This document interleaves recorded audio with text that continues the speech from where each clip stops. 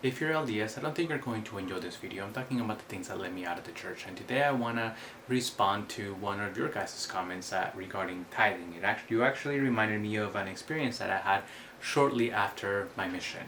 I was asked to meet with the bishop for tithing settlement, and upon meeting with him, he asked me if I had actually paid enough tithing, and I let him know, like, yeah, I haven't made very much money because I've been trying to go back to school. And he said, where $4 just isn't very much. And I let him know, like, well, like, my parents are paying for school, I don't see any money from it, and then on top of that, I only did that one job trying to help somebody, like, that's it.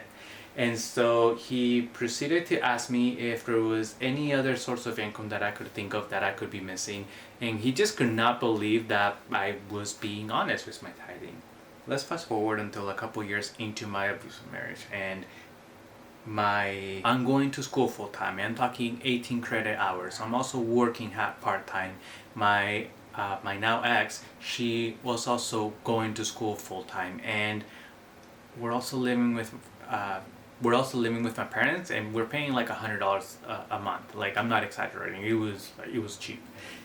And we have our tithing settlement interview with the bishop, and he's asking us if our tithing was honest. And I let him, was like, well, like, here is like what I worked, and you know, the money is like 10% of that. And he said, well, but what about your student loans? And I was confused, and so I asked him a few more questions, and I let him know, like, well, like, but loans are not income. And then he kept pressing the issue and let him know, like, listen, like, the doctrine says you pay on your income, right, or your increase. And it's like, well, like, loans are the exact opposite of that. I'm going into debt because of that, and so why am I gonna be tithing on that?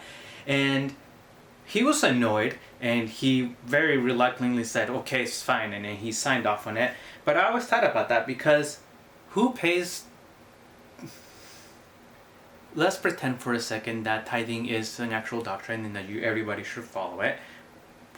Why would you pay it off of money that you owe? Like, even if you're getting money from that, like, that's money you're going to have to pay back. That's not income, that's a loan. Anyways, that's messed up.